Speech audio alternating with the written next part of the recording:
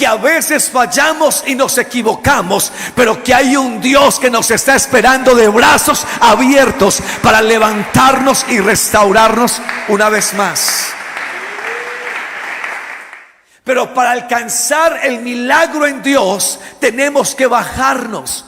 No hay nadie que le exija a Dios algo, porque Él es el Rey de Reyes y Señor de Señores. Así que tenemos que estar humillados bajo Dios. A Jesús. Eso lo comprendí empezando el ministerio. Realmente la vida en Cristo es una vida diferente a lo que el mundo ofrece. Usted no puede compararse con las personas que no conocen a Dios. Las personas que no conocen a Dios son personas que viven una vida a su manera, a lo que piensan. Son aquellos que te dicen, si te la hacen, cóbrala, no se quede callado, cosas como esas. Pero eso es lo que el mundo dice. Y una cosa es lo que dice el mundo y lo que dice Dios. La vida al revés, aprendiendo a subir. Y hoy vamos a hablar sobre otro tema. Sebas, yo te pasé una memoria, no sé si te la pasé, una diapositiva, ahí está. La vida al revés, fuerza en la debilidad. Ahora, ¿por qué es diferente? La Biblia dice que los primeros serán los últimos y los últimos serán ¿qué? Los primeros. La Biblia dice que podemos tener más al tener menos. Podemos conseguir más al dar más. Podemos tener gozo en los problemas. Podemos ser libres al ser esclavos de Dios. Ve usted que eso va de cabeza. No es normal que eso suceda en otro ámbito de la vida, sino solamente en Cristo. Que podemos hallar nuestra vida si la perdemos. A mí me impresiona ese texto. El que pierda su vida, la ganará. Pastor, ¿cómo así? ¿Qué es eso? Son paradojas del cristiano. Paradojas es un escrito o un dicho que aparentemente se contradice, pero cuando vamos a encontrarle el significado tiene mucho sentido.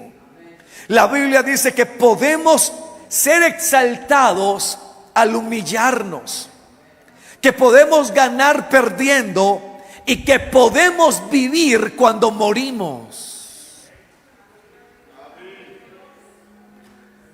Dígale al que está al lado, muera todos los días para que pueda vivir. Suena como ilógico, ¿cierto? Pero eso es lo que dice la palabra del Señor. Debemos bendecir a los que nos maldicen. ¿Estamos? El pasado jueves tocamos el tema de humillarnos para que Dios nos exalte. La arrogancia hará que Dios se aleje de usted. Dios no habita con los arrogantes. La Biblia dice que al altivo lo mira de lejos. Y de las 6 cosas que aborrece el Señor, la mayoría de esas cosas, y dice la Biblia, aún 7 abomina mi alma. De esas cosas, la mayoría tiene que ver con la arrogancia. Dios quiere que nos mantengamos humillados. No hay milagro sin humillación. Había un hombre que tenía lepra. Y la lepra es que comienzan a caerse parte del cuerpo, una enfermedad terrible. Y este hombre era un general, un militar de Siria.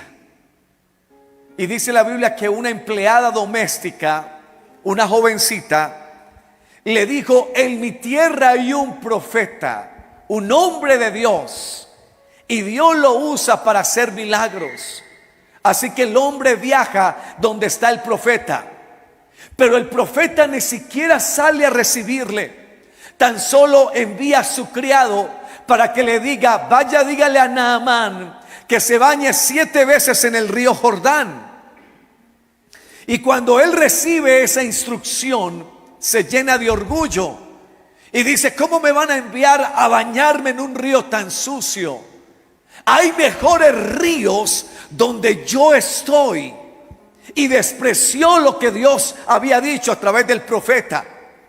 Pero mientras iba y regresaba a su casa, uno de los siervos le dijo: oye, pero si te hubieran pedido cosas peores, cosas quizás de dinero, las hubieras hecho.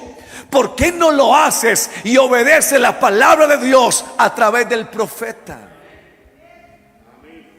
Él dice: pero es que ni siquiera me salió a recibir. Porque a veces queremos los aplausos, queremos el reconocimiento. Pero para alcanzar el milagro en Dios tenemos que bajarnos. No hay nadie que le exija a Dios algo, porque Él es el Rey de Reyes y Señor de Señores. Así que tenemos que estar humillados bajo Dios. Y cuando va y se baña en ese río que quizás era un poco sucio, recibe el milagro. Hay gente que quiere venir a la iglesia y mostrar los cartones. Es que yo sí soy, vea. Es que yo soy el título tal. Es que yo tengo tal posición en la sociedad. Pero a Dios no le interesa eso. A Dios no le importa qué tienes o quién eres. Es tanto, Dios está buscando gente que no es, para invitarlos a su reino. Porque dice la Biblia: lo vil y lo menospreciado escogió Dios para avergonzar a lo fuerte. Es que yo soy un orador de talla internacional. A Dios no le interesan, repito, tus títulos, porque Él es Rey de Reyes. El reconocimiento y los aplausos son para Él. Yo recuerdo una vez un hermano apartado que vino a la iglesia, un hijo pródigo. Y cuando terminé el culto me acerqué y le dije: ¿cómo te pareció el culto? Y yo: muy bueno, pero donde yo hubiera predicado. Y lo miré y me dio tristeza. Yo no discuto con los necios, porque el que corrige al necio termina odiado. La Biblia dice: corrige al necio y te odiará. Pero dentro de mí pensé: con razón nunca pudo salir adelante, porque a Dios no le interesa lo que conoces o sabes, sino tu corazón. A Dios no lo sorprenden, repito, tus títulos.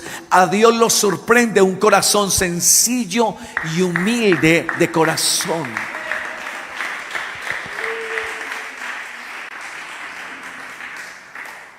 Cuando alguien es humilde y sencillo, Dios siempre lo tiene para grandes cosas.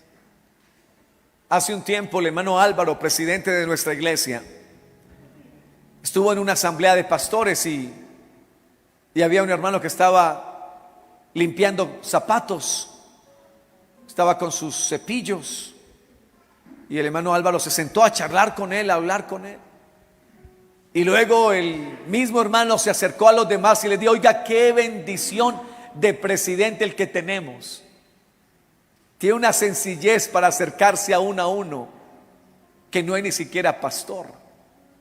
Dios quiere gente sencilla y humilde, porque cuando hay gente que reconoce que la gloria se la lleva a Dios, entonces no se llena de orgullo ni es jactancioso.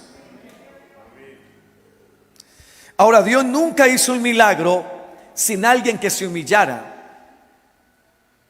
El paralítico, el enfermo, siempre se acercaba a Jesús diciendo: ten misericordia de mí, ten piedad de mí, oh Dios. Aún la adoración delante de Dios tiene que ser en humillación.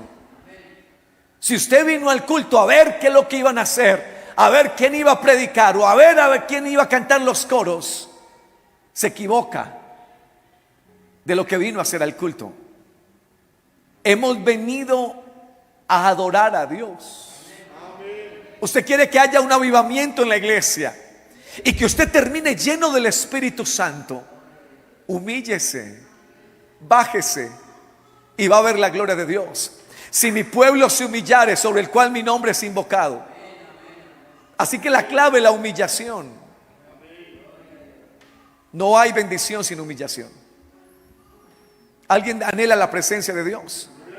Levante sus manos entonces y humíllese. Dígale: Señor, yo te necesito. Hable con Dios, hablemos con Dios ahí. Hable con Dios ahí. Saquemos este momentico para humillarnos, para bajarnos delante de Dios. Señor, te necesitamos. Señor, no somos nada sin ti. Entonces, que la presencia de Dios empieza a descender es cuando hay humillación. Cuando hay altivez de espíritu y arrogancia, no hay presencia. Me atrevo a decir que huele feo para Dios. Pero cuando dice: Señor, yo no merezco nada, pero aquí estoy delante de ti. Cuando hay humildad, Dios lo ensalza a usted, Dios lo levanta.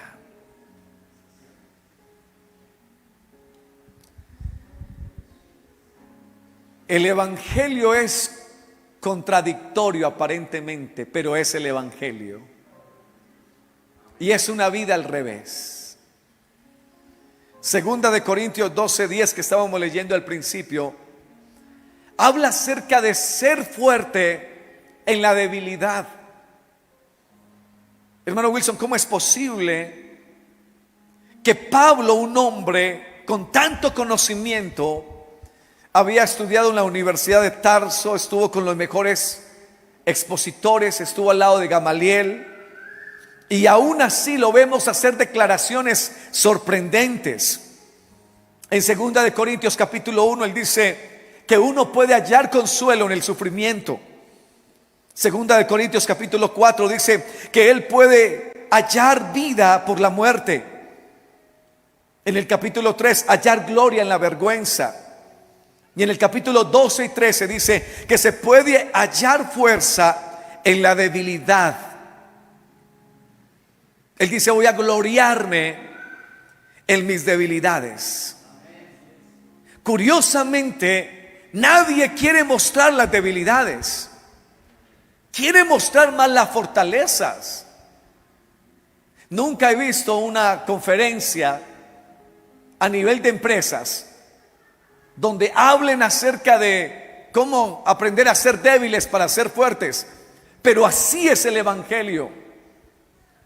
Y Pablo lo escribe porque es lindo ver a los débiles como triunfan. Llaman más la atención. Mire, Rustam Naviev se convirtió hace poco en la primera persona sin piernas en subir el monte Elbrus. Este escalador ruso subió más de 5.600 metros de este monte solamente con las manos. Su próximo objetivo: subir un monte de 8.000 metros en Nepal. ¿Sabe por qué fue noticia? Porque no tenía piernas y tuvo que hacerlo con sus manos. Uno admira la gente que le hace falta algo, pero que hace cosas mejores que nosotros. Hay un hombre que no tiene manos, pero toca la guitarra con los pies. Y cuando uno ve el video, uno dice: wow, y yo que tengo todo, ¿qué estoy haciendo con mi vida? ¿Sabe qué ha pasado con esas personas? Que sus debilidades se convirtieron en fortalezas. Y es lo que dice Pablo. Pablo dice: me glorío en mis debilidades. cómo poder cambiar nuestras debilidades en fortalezas. Lo primero es que tienes que identificar en qué eres débil. Y no hablo de decir, pastor, tengo debilidades. No, no, no. Tienes que identificar dónde están tus debilidades. Porque no hay manera de superarlas a menos de que las entiendas. Yo creí que no tenía muchas debilidades hasta que me casé. Cuando uno se casa se da cuenta de la cantidad de cosas que le hacen falta. Porque hay una persona que se las dice a uno de frente. Te falta esto. Te falta aquello. Y lo mismo pasa con nosotros hablando espiritualmente. Hay cantidad de cosas que nos faltan. Si alguien viene al culto y dice, ¿sabe qué, pastor? No, yo no tengo nada. Qué honor que usted me tenga aquí en la iglesia. Soy perfecto. Ya tiene una debilidad, es arrogante. Todos nosotros tenemos un área coja en la vida. Parece que no hay muchos amenes. Bueno, hay mucho perfecto aquí. ¿Usted sabe cuál es el espíritu fariseico? El espíritu fariseico es mostrar y aparentar lo que en realidad no somos. No aparente delante de Dios que no le sirven. Dios lo conoce a usted por dentro, por fuera. Conoce lo que hizo antes del culto, lo que va a hacer después del culto, lo que hace a escondidas. No le oculte a Dios nada. Hay gente que le oculta a uno cosas. El pastor no se dio cuenta, tranquilo. Pero es que Dios lo sabe todo. Y Dios lo conoce todo. Y si Él está aquí, no oculte nada, sea sincero. ¿Sabe qué me gusta cuando le pregunto a alguien, venga, usted hizo aquello y esto? Y, sí, pastor, lo hice. Qué embarrada, pastor, sí. He pecado y me ha dolido. Cuando alguien entiende sus propios errores, es restaurado más rápidamente. Pero cuando alguien los oculta, la Biblia dice que el que encubre sus pecados no prosperará. ¿Tú quieres prosperar? Dígale al Señor tus errores con nombre. O sea, no diga, tengo debilidad. No le diga al Señor así. Diga al Señor, mis ojos se están desviando. Señor, mi lengua no la puedo controlar, soy chismosa. ¿Sabe que eso es duro? La Biblia dice, ¿quién podrá entender sus propios errores? Porque es más fácil ver los errores del otro, pero no el nuestro. Señor, perdóname que a todo momento estoy pensando mal y estoy pensando mal. Ese es su error. Pero cuando usted lo reconoce, cuando entiende, identifica cuál es su debilidad, Dios está listo para trabajar con esa debilidad. ¿Cuántos aquí quieren que Dios trabaje con su debilidad? Pregunta, ¿cuál es tu debilidad? Levanta tus manos y comunícaselas al Señor hoy. Háblale cuál es tu debilidad, dígale con palabras, en tu mente. No tiene que decírselo a nadie. Pero dígale, Señor, vea, aquí está. Esta es mi situación. Esto es lo que me está pasando.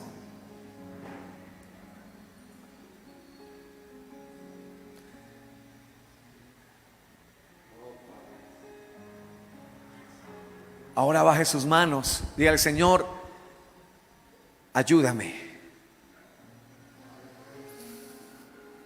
Puede que tu debilidad sea la mujer ajena, la que no es tu esposa.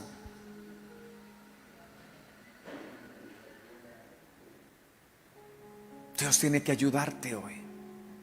Hoy necesitas de Dios. Hay una declaración que hace Pablo en Listra.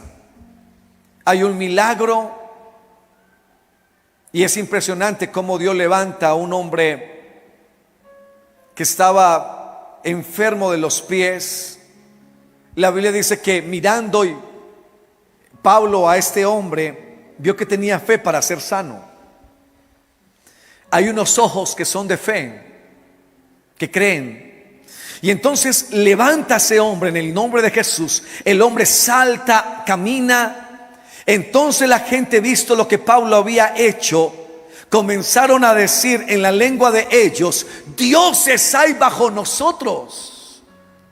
Pero hay una declaración que me gusta tanto de Pablo, porque Pablo los mira a ellos y rasgan las vestiduras y dicen: señores, nosotros somos semejantes a vosotros.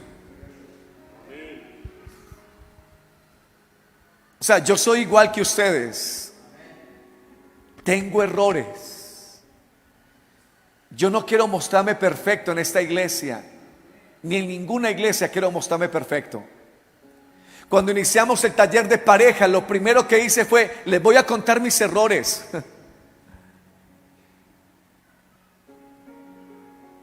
Porque el que habla de lo perfecto que es, no alcanza a enseñar a nadie.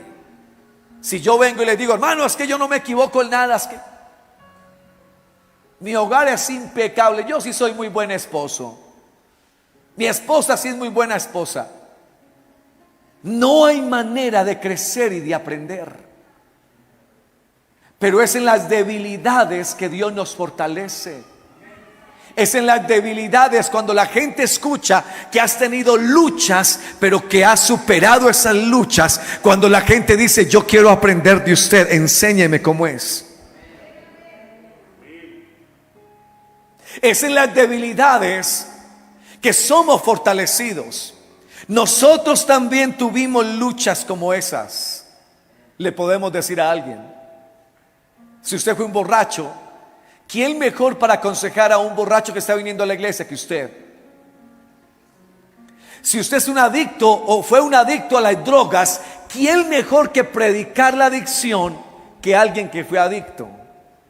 Usted ha visto que las fundaciones, la mayoría de los líderes es gente que pasó por las drogas.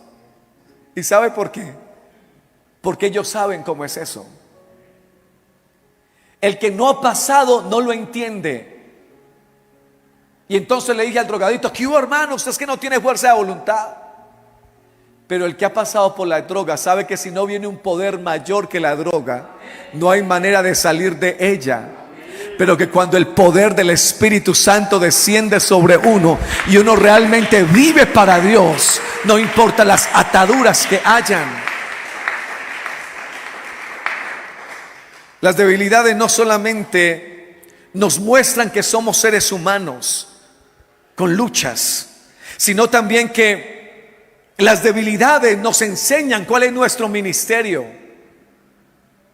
Yo me encontré con un hombre en un campamento, terminaba de predicar en ese campamento, y se llama el pastor Carrión, y recuerdo que me senté con él. Él me dijo: yo soy pastor Carrión, así porque venía de los Estados Unidos, y me dijo: y quiero contarle mi historia. Y yo: está bien. Y me dijo: yo era homosexual durante más de 35 años, fui homosexual. Llevo 14 años casado. Cuando llegó a la iglesia, la gente no sabía cómo recibirlo. Tenía vestido de mujer y la gente como que se alejaba de él. Pero él comenzó a buscar de Dios. En él había una necesidad de Dios. Y después de un tiempo, después de haber sido bautizado en el nombre de Jesús, le oró al Señor, le pidió y le dijo: Señor, te pido por favor que me des una esposa. Y dijo: Señor, dame la esposa, dame a la secretaria de la iglesia. Llevaba 14 años casado con la secretaria de la iglesia. ¿Cuántos dicen amén a eso? ¿Cuántos creen que Dios tiene poder de cambiar al homosexual? Denle un aplauso al Señor, por favor.